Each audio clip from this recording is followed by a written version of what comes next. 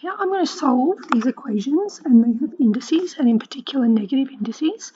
So in this one, for us to solve it, we need to notice that we already have an equal sign. So that's one of the things we need in order to solve. And also we need to make sure we have the same base. So at the moment we don't have the same base. You can see there is 49 here and 343. So I'm going to start with 49, and I can see that 49 is 7 squared. And that gives me a bit of a clue because, well, then I can think of 343 and try and make that with a base of 7. So I always do the one that is going to be easier first, and then I can get a clue for the next one. So 7 times 7, that's 49, and 49 times 7 is 343. So it's 7 cubed. So now that I have that, I'm going to replace the 343 with 7 cubed, and I'm going to replace the 49 with 7 squared.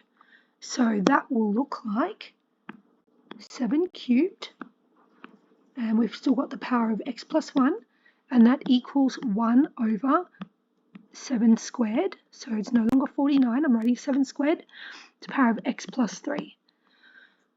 Now I'm going to make it so I don't have the vinculum there.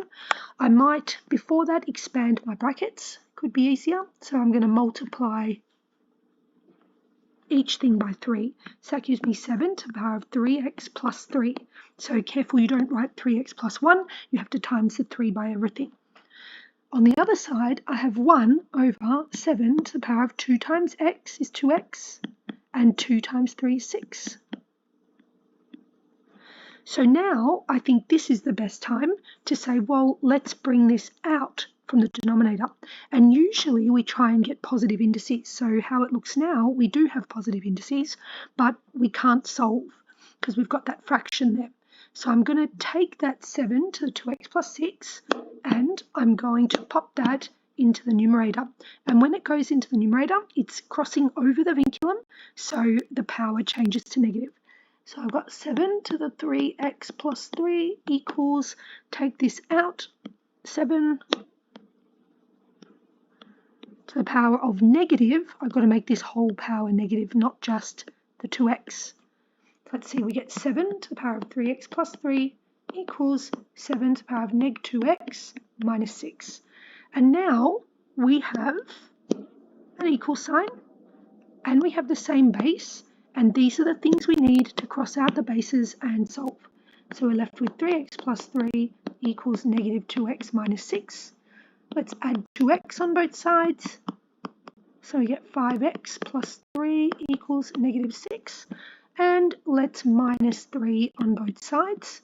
And that will give us, pop it over here, that will give us 5x equals negative 9.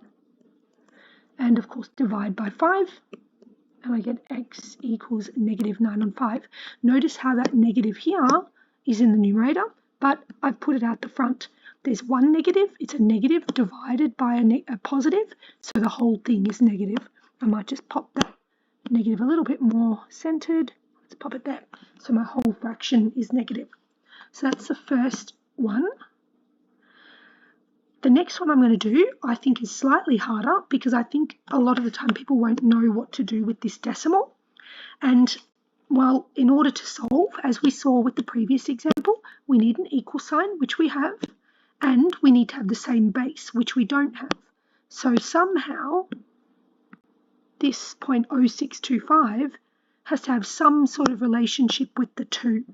So what we can see, which might not be obvious immediately, is that 0.0625 is actually 1 over 16. So as a fraction, it's 1 over 16.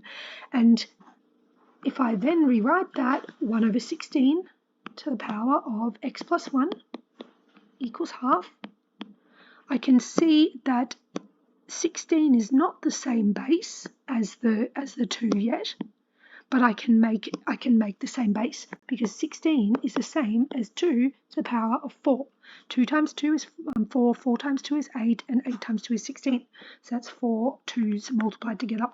So let's replace this 16 with 2 to the power of 4.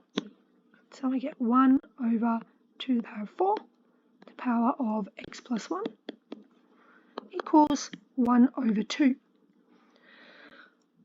I've got an equal sign. I've got the same base, but I still have fractions there. So I'm going to bring this up out of the vinculum for both of them. Remember, there's a secret 1 there, 2 to the power of 1 in the denominator. So that means I have 2 to the power of negative 4. It's over 1, but of course we don't need that to be that place to be held there. And I have x plus 1. And now I've got 2 to the power of negative 1 going up into the numerator and no need for any denominator. Like with the last one, we can now multiply our across the brackets there, and I get 2 to the power of negative 4x minus 4 equals 2 to the power of negative 1. And at this stage, we've got an equal sign and we've got the same base, so we can cross off the bases and just solve. So I'm going to pop that over here. So negative 4x minus 4 equals negative 1. I'm going to add 4 on both sides. Negative 4x equals 3. And I'm dividing by negative 4. So once again, I'm going to have one negative. It's 3 divided by, the vinculum always means divide, negative 4. And my overall result will be negative because it's only one negative there. So it's x equals negative 3/4. And that is the answer to that.